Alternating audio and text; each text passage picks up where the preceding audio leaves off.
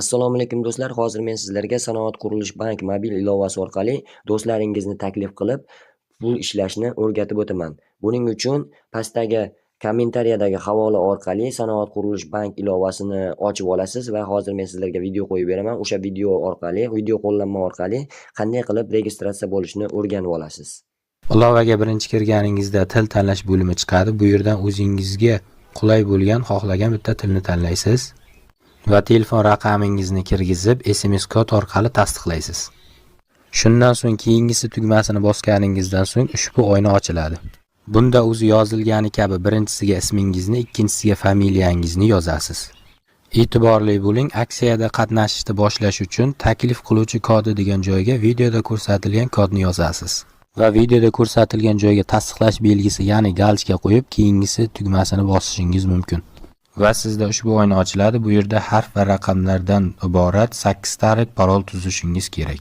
Va ixtiyoriy maxfiy so'z kiritasiz va keyingisi tugmasini bosishingiz mumkin. Va keyingi oyna ochiladi. Bu yerda nomeringizni SMS orqali yana bir bor tasdiqlaysiz va parol kiriting degan joyiga boya o'ylab topgan 8 talik parolingizni kiritasiz va kirish tugmasini bosasiz. Va ilovaga har safar kirishda so'raydigan 4 talik pin kod o'ylab topasiz va kiritasiz. Barcha bank ilovalarida bo'lgani kabi ilovadan to'liq foydalanish uchun videoda ko'rsatilgan joydagi tasdiqlash galchkani bosamiz va identifikatsiyadan o'tish tugmasi orqali identifikatsiyadan o'tishimiz kerak bo'ladi. Bu yerda hozir men identifikatsiyadan o'tishni ham o'rgatib ketaman. Mana bu yerga pasport seriya va raqami kiritiladi. Mana bu yerga esa tug'ilgan sanangiz yoziladi va davom etishni bosishingiz kerak bo'ladi. Yozib bo'lganingizdan so'ng hamma narsani keyin bu pasport egasini rasmga olishni so'raydi. Davom etishni bosganingizda bitta rasmga tushib olasiz, bo'ldi. Barchasini bajarib bo'lganingizdan so'ng mana shunday oyna ochiladi va mana bu yerda taklif uchun bonuslar degan joyini bosasiz va bu yerda sizning promo kodingiz chiqadi.